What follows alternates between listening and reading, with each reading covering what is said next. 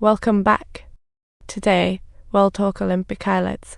The observatory predicts a rare solar eclipse, don't miss it.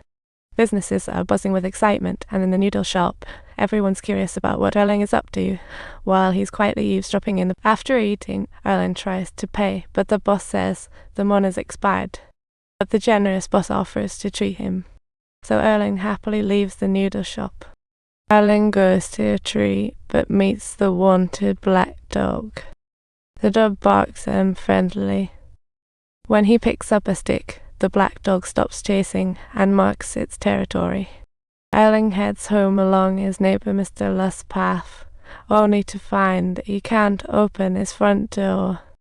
Mr. Lu informs him that since he went to prison, his dad changed the lock. He strolls into the yard and sees his beloved motorcycle still in pristine condition.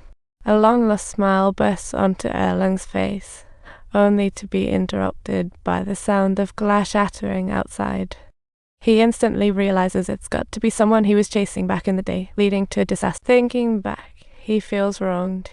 He was only trying to collect a debt from the Moonlighter. It's a real shocker. Who knew that a single slip could lead to a tragedy? He doesn't even want to explain, as no one would believe it anyway. Deep down, he knows this is his home, so he resigns himself and heads inside. The next day, he hops on his motorcycle itching to visit his dad, but hesitates at the door. He makes it to the mountain top to gaze longingly at his dad's figure, but ultimately lacks the courage to go meet him. Later, he decides to set up shop at the market, coincidentally running into his buddy from the police. The guy invites him into the car, and they start chatting about all the changes in their town. The old theatre is set for demolition, and the zoo is moving with a whirlwind of emotions. Just then, they happen to pass by a fool directing traffic. A long-lost scene that makes people want to laugh has truly become street comedy. Everybody says the town has changed so much. Even the dogs don't want to move. It's downright ironic. Once buzzing with prosperity, now it's just desolation, with stray dogs running amok everywhere. Erlang's taken to the station. His cop friend says he must check in regularly. He even gets a new ID card. Looks like his life is getting a fresh start. His old theatre group has already crumbled, but he's still hoping for a stroke of luck. Just now, he came across an old acquaintance who learned about his intention to open an internet cafe, but was met with skepticism concealed under pleasant words. The guy wouldn't chip in a cent. Erlang's gotten used to it by now. Such is life. But life must go on. While trying to buy cigarettes, he realizes he's broke and ends up returning them. He tries to call his sister for help, but can't spit it out, and finally decides it's not worth the trouble. Suddenly, he spots a poster, reward for black dog capture $1,000. An idea hits him. He's all in and starts crafting some gear, eager to revisit where he last saw that infamous black dog. Only to find that this black dog is no pushover. After a few rounds, it bites him instead.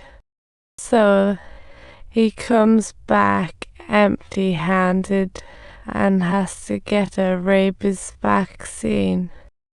Poor fellow. His friends have signed him up for a dog-catching squad. It's a tough break.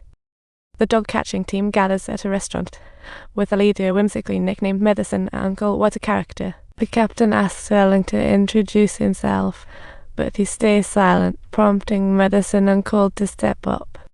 Everyone starts drinking, only for Erlang to take just a sip, which gets him roasted. Days later, the dog-catching squad acts, but Erlang just stands there, dazed. As he tries to fit in, he sees the team beat a dog. He feels utterly defeated, realizing he's become like that dog pushed around by life. At night, Erlang finally earns a few $100, his first wages since being released, but he's not thrilled at all. During the next session of catching dogs, he deliberately goes easy, and his teammates are so furious that they chase after him. Feeling guilty, he bites his tongue and turns to Medicine Uncle for help. Medicine Uncle tells him he really can't quit. He needs to give off a Surreal report. In the end, Erlang gets assigned to the transport team to tackle the stray dog situation. They require all dog owners to obtain a dog license, and those without enough money have no choice but to give up their dogs. Little girls are wailing as their pups are being taken away. It's heart-wrenching. Erlang sneaks the dog back to the girl and tells her to run for it. En route, advocates stop them, but it's no use, the dogs end up at the shelter anyway. Subtitles. Then they were resold, and Erlang could only watch on helplessly as everything happened. One day, he heads to a bungee jump site for some thrill, only to be ambushed by Hutufu.